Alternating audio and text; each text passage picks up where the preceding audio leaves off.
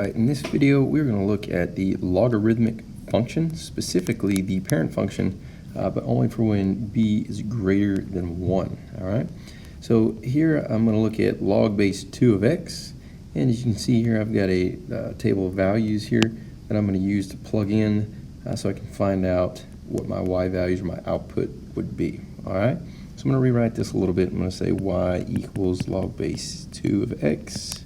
Alright, so now we're going to plug in these x values and see what we can get.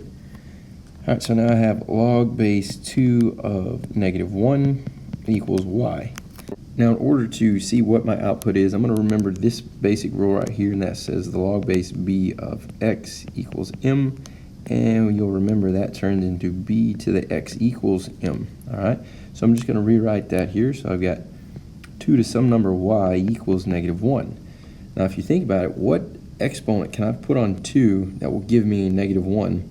And after a little while of thinking, you might figure out that that number does not exist. So there is no y value that I can get. I cannot find the logarithm of a negative number. And the same thing is true of the 0, right? So if I change that to 0, looking at 0 there and there, now we're going to end up in the same situation. There is no number that I can put as an exponent for 2 that will give me a 0. So again, I'm going to have no solution there, right? That's not going to work out for me. All right, so now I'm going to start looking at some of these other ones. I'll plug a 1/4 in here. And again, if I rearrange it, I get the 1/4 there. 2 to what power gives me 1/4? Well, if you remember, if I make this a negative 2, right? 2 to the negative 2, that's going to turn that into 1/4 according to my exponent rules, right? I have to rewrite this as 2 to the 2, which will eventually be 1/4. Alright, so I know that 2 to the negative 2 will yield me 1/4. Alright, so now I'm going to do the same thing with a 1/2. 1/2, 2 to what power gives me 1/2? Using the same idea, you'll realize that I have that negative 1, so I've got a negative 1 here. And now I'm going to do the same thing for plugging in 1 and 1. 2 to what power gives me 1? This one might be a little bit tricky, but if you remember, anytime I raise any number to the 0 power, I end up getting 1. So that is going to be 0 right there. And then if I keep going and I do the same thing for 2 and 2, we'll realize y's got to be 1. And then the same thing for 4 and 4, you'll realize that y has to be 2 in this case, right? So now what I can do is I can take that list of values, right, and I'm going to plot those points, right?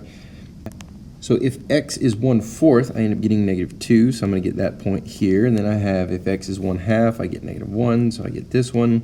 If x is 1, I get y is 0, 2 and 1, and then I get 4 and 2. So what you'll see is I get this curve here, and it's kind of like an exponential function. We get the same similar shape, but it's going to be oriented a little bit differently, okay? And it doesn't matter if I change that log base 2 to any number. Again, we're looking at it when b is greater than 1, all right? So anytime I have a number here, it's going to affect the curve just a little bit. It might go a little higher, it might go, a little shorter, right? But the curve is still going to look the same. And another important thing to remember is I'm always going to have that x-intercept of being 1, 0. Okay? One other thing to look at here is look at my domain, right? In this case, my domain is going to be all positive numbers, right? So I got to say the domain is x greater than 0. You saw that right here. Anytime I had 0 or negative numbers, I cannot get a y value. All right? And then the range is going to be all real numbers, because if you'll notice, this is easy. See, it goes down forever, right? But then on the flip side, yeah, it does grow forever going up, but it just grows slowly, but it does go up forever. So I get a range of all real numbers. All right, now that's going to change a little bit as we shift our function, which we're going to look at in another video. But here is the parent function of a logarithmic function. Again, it's going to curve in a similar fashion to this, and we're always going to have that intercept of 1, 0. All right, I hope this video helps, and I'll see you in the next one.